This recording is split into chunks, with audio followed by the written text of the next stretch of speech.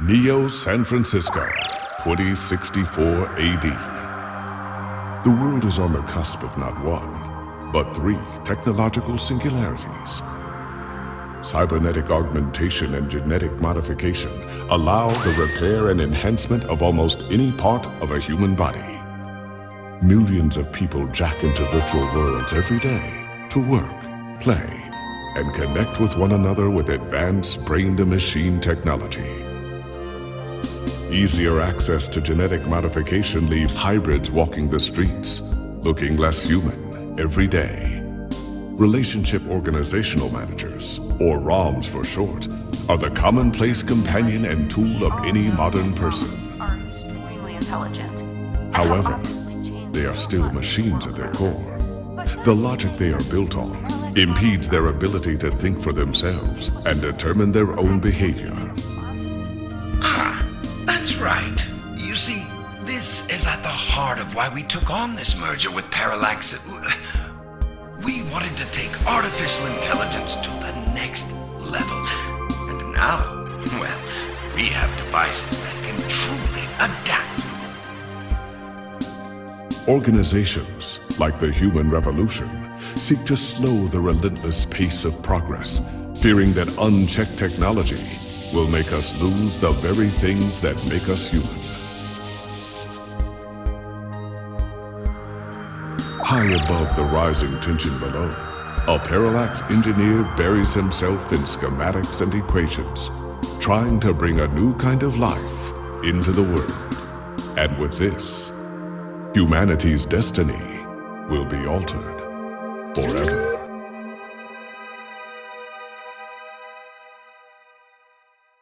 Hey there everyone, this is Sayonara and we are playing Read Only Memories, new cyberpunk adventure from Mid-Boss Games that they so graciously allowed me to let's play.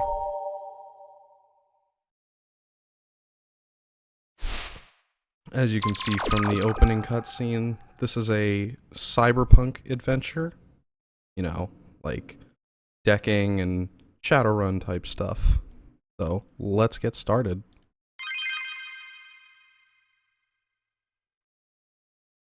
Played a little bit of this, but we're gonna start a new game. Yep, we're gonna start a new game. It'll overwrite, but you know, whatever. Fine. For you guys.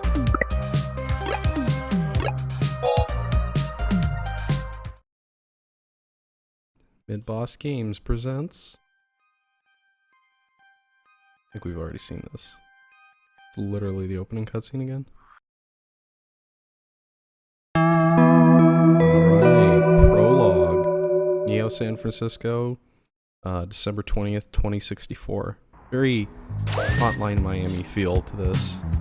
Home sweet home. Okay, maybe not so sweet.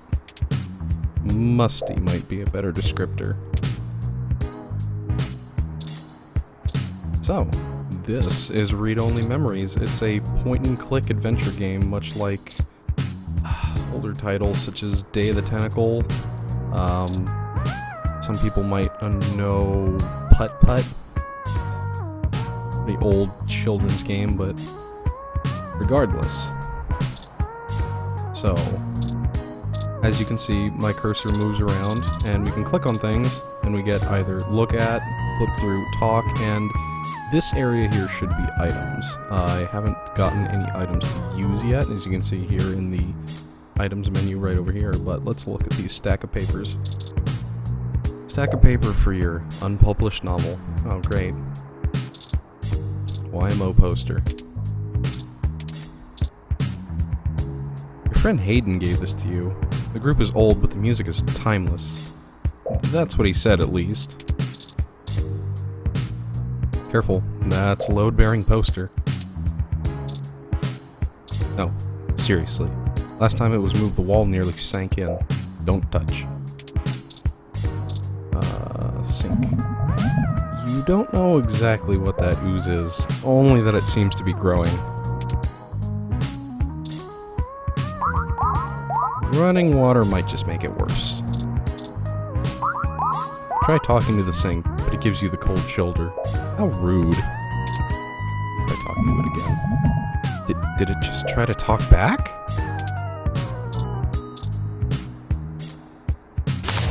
You open up the fridge, see a bottle of mustard, and a carton of spoiled milk, which has developed an odor. Ew. Maybe the spoiled milk has one more good day on it. Maybe. I'll take the milk.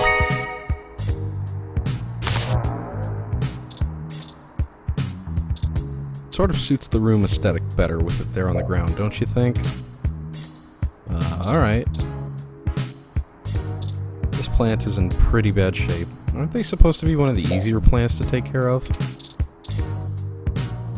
Careful, the poor thing is more fragile than a snowflake. Oh boy. A beautiful 24/7 view, if you're a fan of close-up masonry. Despite the smell, keep the window open. Better to have gross air than no air. Besides, the window's broken. Oh, coffee. Yes. Having some myself. Coffee, the great equalizer. The one thing that the poor and rich alike need to chug through the day, you assume. You take a sip of the old, stale coffee. The letters F and K seem clear as day. It's also really gross. Oh gosh, stale coffee, that's bad. You probably shouldn't sleep before submitting your article. Oh, that's right. Lappy! Oh jeez, how do I do strong bats for you? It's time to answer some emails on Lappy. I can't even do that right now. Good old Lappy. May not be the most powerful, or the fastest, or have the best screen, but, well, it works. Oh boy, I can relate. Lappy is a bit of a relic.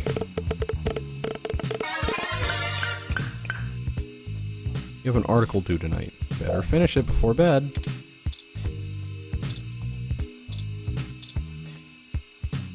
Before you can review the GX Ultra Beats, you must become one with the GX Ultra Beats. Where did you put those damn headphones anyways? Where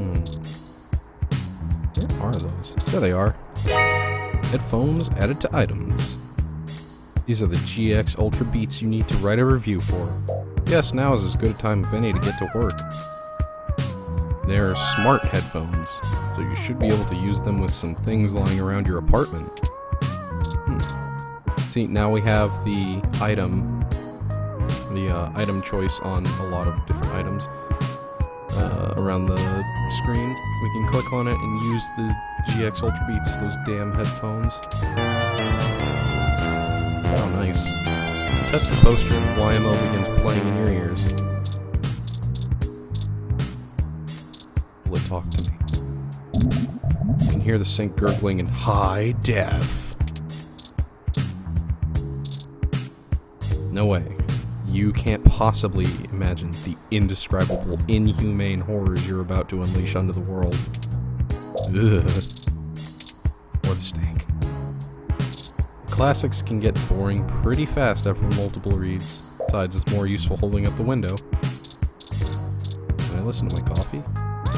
Careful. These are a review copy. GX probably wouldn't appreciate them coming back covered in coffee. Okay.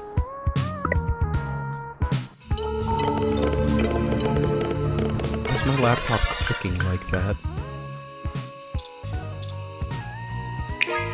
Alright, time to get your work out of the way.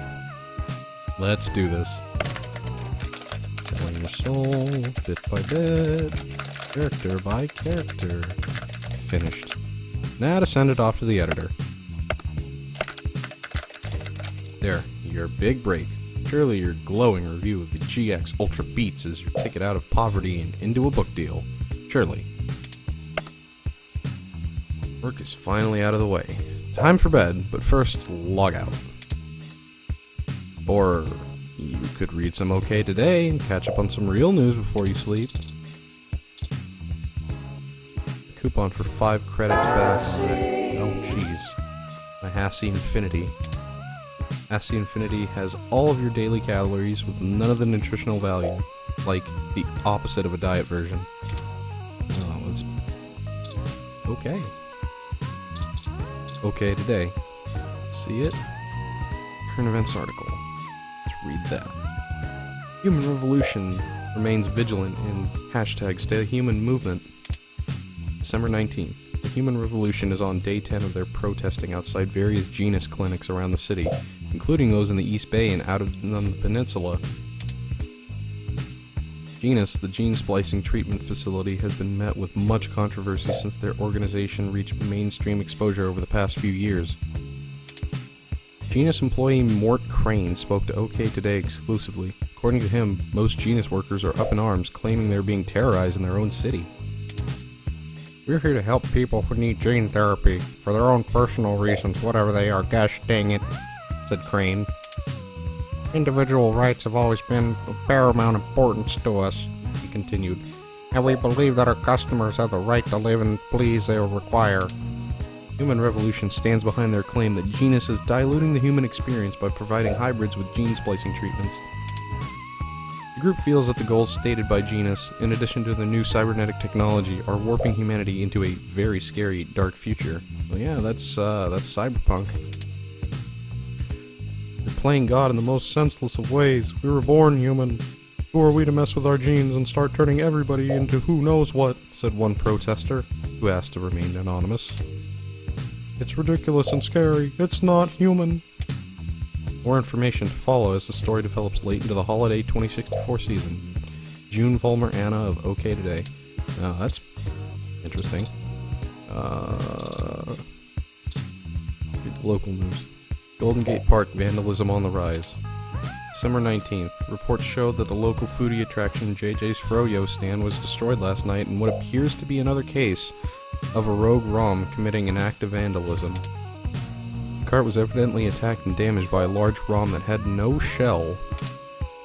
Witnesses state the alleged perpetrator has been randomly appearing at night before lumbering back into the nearby trees on the western side of the park. This is the first case of a ROM being reported to live on its own in the wild as a stray. Police say that tracking down a potential owner of the ROM is likely impossible. Some speculate that the strange ROM may have been framed by vandals who set their crime deliberately to make it appear to have been carried out by the ROM, rogue or under orders. OK Today reached out to Parallax for comment, and they assured us that the rogue ROM is purely a myth and tends to pop up conveniently when low-revenue businesses have an urge to file an insurance claim. Parallax did not appreciate the reports of vandalism being attributed to their models. Is this wild ROM the real deal, or could it be a fairy tale created by those looking to make a quick buck? Perhaps there's something else to be gained? Or as the story progresses, Mel Hopkins of OK Today. That's good enough for now, I guess. Let's log out. It was time to go to sleep anyways.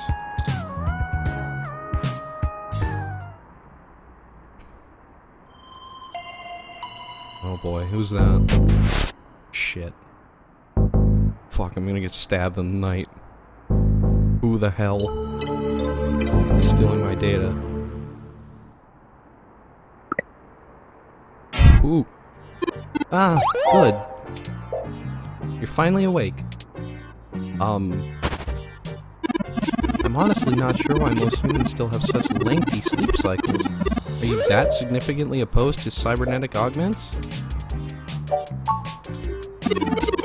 I hope you don't mind. While you were asleep, I had some spare time on my hands, so I reorganized your records and entertainment media using BISAC.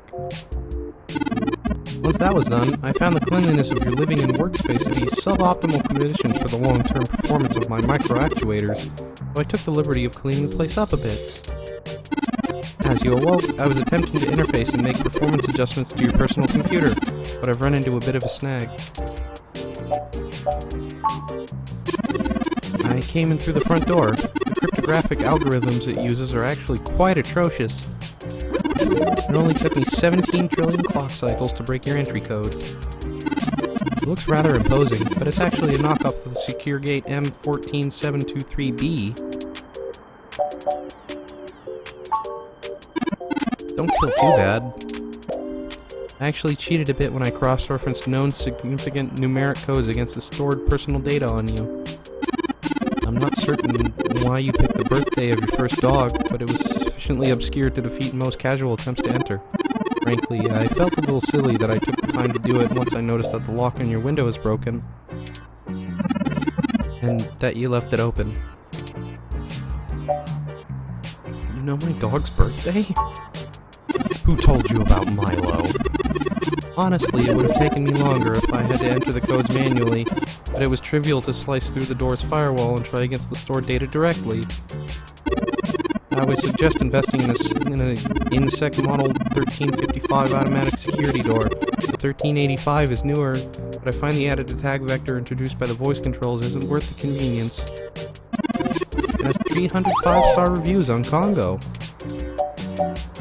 What was that about my computer? Unfortunately, motherboard seems to have broken down in some way while I was attempting to remove some particularly nasty malware.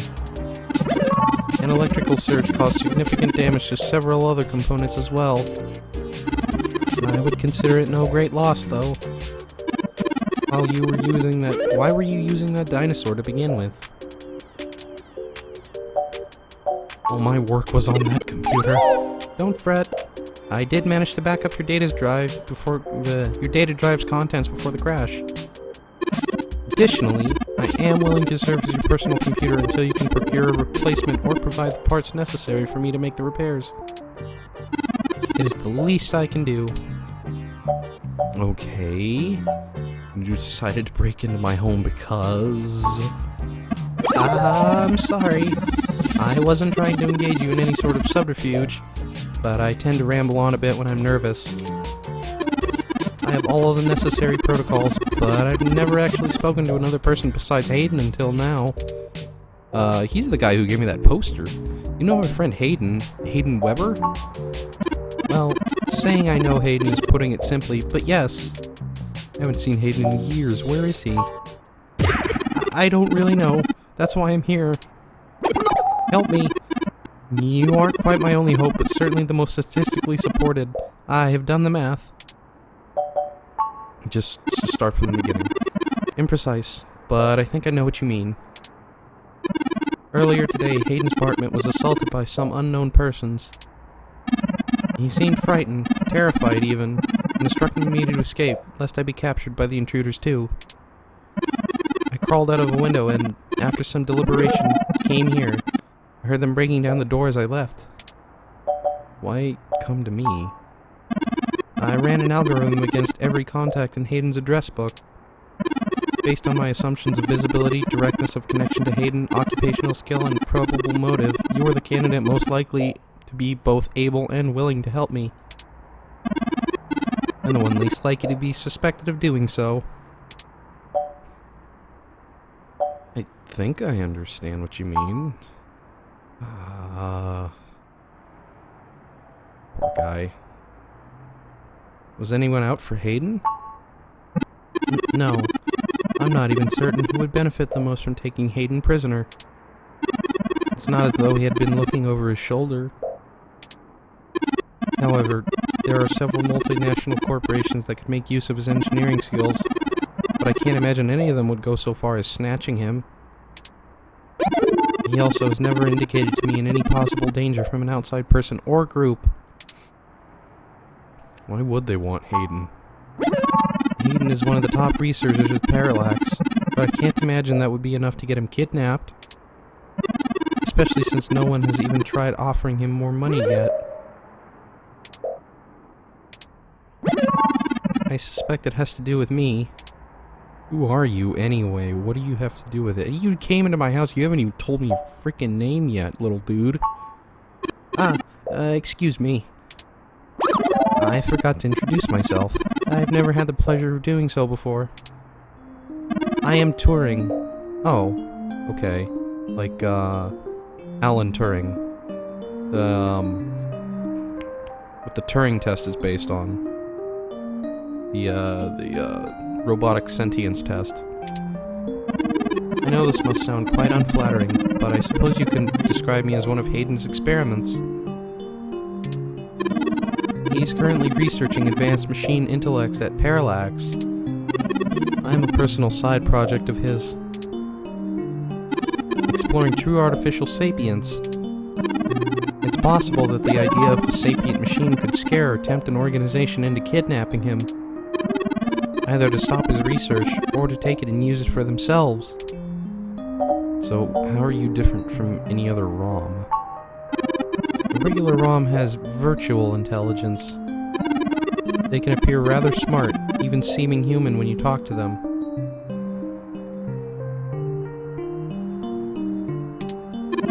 This is just because they're cleverly programmed to respond to a variety of situations in an organic manner.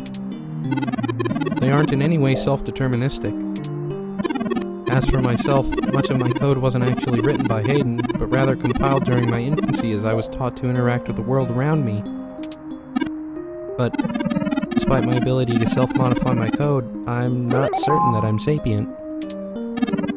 I am afraid to adapt or develop any further without Hayden's guidance. Did he only program me with this illusion of free will? Oh, you poor thing. How would you know, one way or the other? Hayden once told me that his desire to create artificial life stemmed from his need to find out, but I can't say I have any new insight into the question. It worries at me. How can any of you tell that you aren't just puppets dancing to someone else's will? I think we're getting a little too philosophical here. Yeah, let's calm down a bit, Turing. You're right. I apologize for the tangent. We're out of time. What? I took the liberty of charging the auto cab fare from here to Hayden's apartment to your personal finance account. And the car has just arrived. Why not go to the police? They might be able to help. No, we can't. Hayden warned me that the authorities could be in the pocket of whomever was after him. My own calculations show that the possibilities of corruption or leak are dangerously high. If word gets out that Hayden was kidnapped, his life may be put in further danger. His chance of escape would surely decrease. We must keep this to ourselves for now, please. I'm really... I don't trust you, but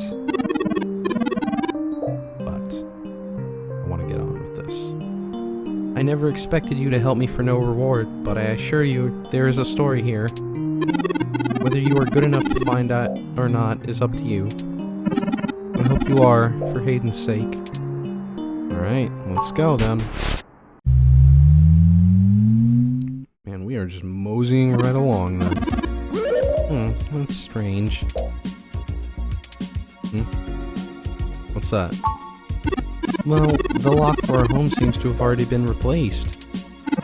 I'm certain my audio sensors picked up the sounds of his assailants breaking the lock. Perhaps a maintenance robot took care of it? It's possible. Most of the repairs to the building are handled by the automated systems. Oh! A lucky break. It seems that my access codes still work.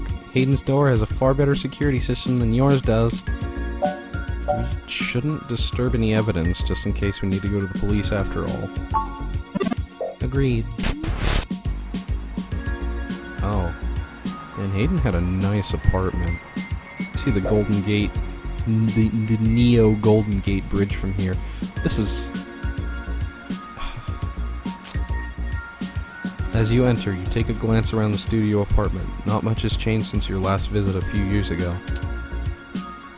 It doesn't look like there was much of a struggle. I'm not surprised. Hayden is not the most physically intimidating of individuals. And I doubt he could have fought off serious attackers. I should have stayed and tried to protect him. Wow. Wow. Really have a... Aren't you programmed against harming humans? Yeah. Don't you have, like, Asimov's laws built into you? The laws of robotics? Of course not. How silly. To make a machine intelligence truly self-deterministic, it must be able to self-modify. Any sapient worth their silicon would be able to code around such an inhibitor eventually. I could rip your arm off right now if I cared to. Shit. I don't want you to. I'd really rather you didn't. I won't for the same reason you don't go around randomly killing people. Oh, you should watch me play GTA. The social contract, as a useful construct, is just as apparent to me as it is to you. It simply isn't acceptable to go on a murderous rampage. Glad we're clear on that one. Self-defense and defense of one's home and family is typically allowed, though. I could have and may have even been obligated to come to Hayden's defense, but What's done is done. Focus. Excellent point. Let's start searching for clues. So let's look around. Hayden likes the natural light that this apartment affords. This window here is where I escaped from. It is a considerable distance to the ground below. How do you do that? Are you kind of like metals, plastic alloy are you made of? Critical system damage would be unlikely, but I would certainly have damaged my legs beyond repair, so I took the fire escape. Oh. You're adorable. Look at you, you're so cute. Yeah, of course you did. My character is like... kind of mean? No, he's pretty cool. I would react the same way, honestly. A ROM component in Hayden's headset. He must have been in the middle of working on something. And it's busted. He must have dropped it in the skirmish. Yeah, memory card. Game consoles. A few vintage video game consoles. Hayden was always a fan of the old tech. There's a Mega 16, a Dural, and even a Familink. Familink. That's kind of funny. Let's look at his computer. That's Hayden's computer. Most people just use a hand screen or goggles in conjunction with their ROM, but desktop rigs like this are still more suitable to the intensive programming tasks Hayden needs to perform. Do you know the password to get in? There might be clues. Unfortunately, no, I don't. And before you ask, I don't think it would be able to break past its security in any reasonable length of time. You hacked my door easily enough. Your door used a much simpler set of algorithms, with a much weaker processor. I actually have a bit less free processing power than a regular ROM, despite my fantastically more capable CPU. Much of those extra clock cycles are used to maintain my complex personality algorithms. You do certainly have a bit of a personality there, Turing. Hayden's computer has enough spare processing power to run counter-intrusion software if I attempt to slice in. Frankly, even if I did have the power capability, I haven't found hacking to be one of my talents. We'll work on that. I'm pretty sure we can get you via Decker at some point. Just download the knowledge from the meshnet? That's like, that's just like the internet. It's like the neo-internet. I could, but much in the same way you might learn a task and still have no aptitude for it, I'm not certain I would be able to do the job any better than an experienced computer security expert. The whole reason humans have always been better at breaking into systems than systems are at keeping them out is because humans have intuition. While computers can only think in straight lines, humans can think sideways and upside down. I lack that type of human creativity. Are you incapable of that kind of creative leap? Well, I wouldn't say that, but as silly as it sounds, I just don't think I'm very good with computers. You are a computer, aren't you? Somewhat, I guess. I do seem to have some skill with painting though. Oh my gosh, I love Turing. He's so cute. Hayden was impressed with some of my pieces, but I'm not sure he has a firm enough grasp of early 20th century abstract expressionism to give me an objective opinion. Abstract art doesn't seem like something a robot would be good at. That's true. Machines are best at reproduction. Still life, impressionism, photorealism.